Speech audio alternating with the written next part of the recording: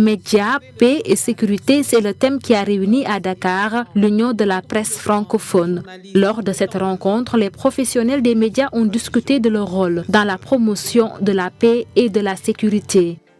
Cette triptyque est l'une des grandes actualités au regard de la cartographie des périls. Sans doute, les lassitudes de la fragilisation ou la disparition de nos institutions politiques, de nos structures sociales et des fondements économiques est une réalité proportionnelle à la grande menace de l'instabilité. Notre sous-région et bien d'autres pays du monde sont appelés à faire face à cette pieuvre porteuse de chaos. Le Sénégal, qui accueille les 50e assises des médias francophones, a connu une crise lors d'événements sociopolitiques en juin dernier. Occasion saisie lors de ces assises pour rappeler la responsabilité du journaliste en temps de crise. Vous le savez, Hervé Bourges, un de mes distingués prédécesseurs à la présidence de l'UPF, avait cette responsabilité morale. Et il est un émérite formateur, vous le connaissez tous.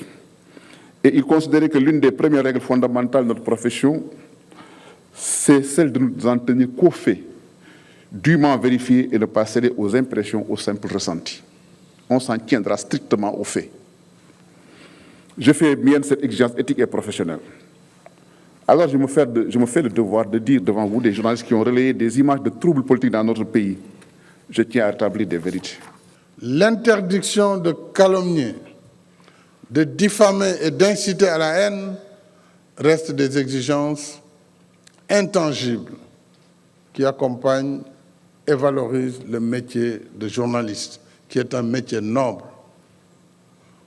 Or, partout dans le monde, il arrive que des médias, heureusement une minorité, attisent le feu, incitent à la violence et à la haine, excitent les foules et alimentent des conflits jusqu'au génocide.